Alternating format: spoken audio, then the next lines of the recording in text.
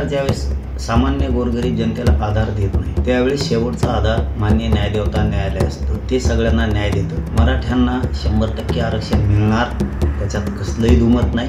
मराठा समाजानं ही संभ्रम निर्माण करून घ्यायची गरज नाही। यांना कितीही पळू द्या, कोर्टात पळू द्या, कुठेही पळू द्या, परंतु सरकारने का स्टॉप केलंय सगळं मला हे कळत नाही। शिंदे समिती नोंदी शोधत नाहीये, का स्टॉप केलं याचं उत्तर आम्हाला मिळायला तयार नाही। मला एक गोष्ट नाही कळत की बाबा इतक्या नीच वृत्तीनं का वागतायत हे। मराठा समाजाच्या लेकरांना शत्रू समजायचं, मराठा समाजाच्या लेकरांचं वाटोळं व्हावं, त्यांना आरक्षण मिळू नये, इतक्या नीच वृत्तीनं का वागतायत हे समजायला तयार नाही। कारण त्यांच्या लेकराला आरक्षण मिळालं त्यावेळेस आम्ही कधी याचिका दाखल केल्या नाही कोर्टात, आम्ही कधी यांच्या विरोधात मोर्चे रास्तारोको घेतले नाहीत। इतकी नीच वृत्ती का? शेवटी मी मागेही सांगितलं होतं की सरकार ज्यावेळेस सामान्य गोरगरीब जनतेला आधार देत नाही त्यावेळेस शेवटचा आधार मान्य न्यायदेवता न्यायालय असतं। ते सगळ्यांना न्याय देतं कारण तिथं हिशोब बरोबर होतो सगळा। तसं न्यायदेवतेवरती आमचा विश्वास आहे। मराठ्यांना 100% आरक्षण मिळणार त्याच्यात कसलंही दुमत नाही। तुम्हाला हळूहळू करून मराठवाड्यातले सगळे मराठी 2-4 महिन्यात, 6 महिन्यात, वर्षाच्या आत सगळे मराठी आरक्षणात गेलेले हैदराबादच्या गॅजेटनुसारच दिसतील।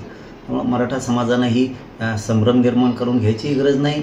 यांना कितीही पळू द्या, कोर्टात पळू द्या, कुठेही पळू द्या, न्याय मराठ्यांकडूनच होणार, सत्याकडूनच होणार। आणि आपलं सत्य 100-150 वर्षापूर्वीच आपल्या नोंदी आहेत। फक्त एकच बाजू आहे, मराठ्यांनी कायम एकजूट राहिलं पाहिजे। आणि सरकारलाही माझं सांगणं आहे की बाबा मान्य न्यायदेवता न्याय देत आहे, सगळं करत आहे, आम्हालाही गोरगरिबांना न्याय देण्याच्या भूमिकेत न्यायदेवता आहे, परंतु सरकारने का स्टॉप केलं आहे सगळं मला हे कळत नाही। की शिंदे समिती नोंदी शोधत नाही आहे, का स्टॉप केलं याचं उत्तर आम्हाला मिळायला तयार नाही सरकारकडून। का सरकार असं मराठ्यांशी वागतंय? हैदराबादचा JR काढला आहे त्यानुसार मराठवाड्यातही नोंदी किंवा प्रमाणपत्र दिले जात नाही। याच्यातली तिसरी महत्त्वाची गोष्ट आहे की ज्या फायली राज्यात दाखल केलेल्या आहेत, कुणबी नोंदी सापडलेल्या आहेत, त्याचे कुणबी प्रमाणपत्र का थांबवलेत? उदाहरणार्थ एकच द्यायचं ठरलं तुम्हाला तर गंगापूरचं उदाहरण की तिथल्या फायली का थांबवल्या, नांदेडच्या का थांबवल्यात, परभणीच्या हिंगोलीच्या का थांबवल्या, बीड धाराशिवच्या का थांबवल्यात? मला हे कळत नाही असं का वागतायत म्हणून। सरकारला पुन्हा मराठी रस्त्यावरच उतरलेले बघायचे का? आता मराठी अशा तशा नाही उतरणार, आता मागं नाही सरकणार, हे लक्षात घ्या। आमचं म्हणणं आहे शिंदे समितीला नोंदी शोधायला लावा, प्रमाणपत्र द्या, ज्या पूर्वी नोंदी शोधलेल्या आहेत त्याचे प्रमाणपत्र व्हॅलिडिटी लवकर द्या।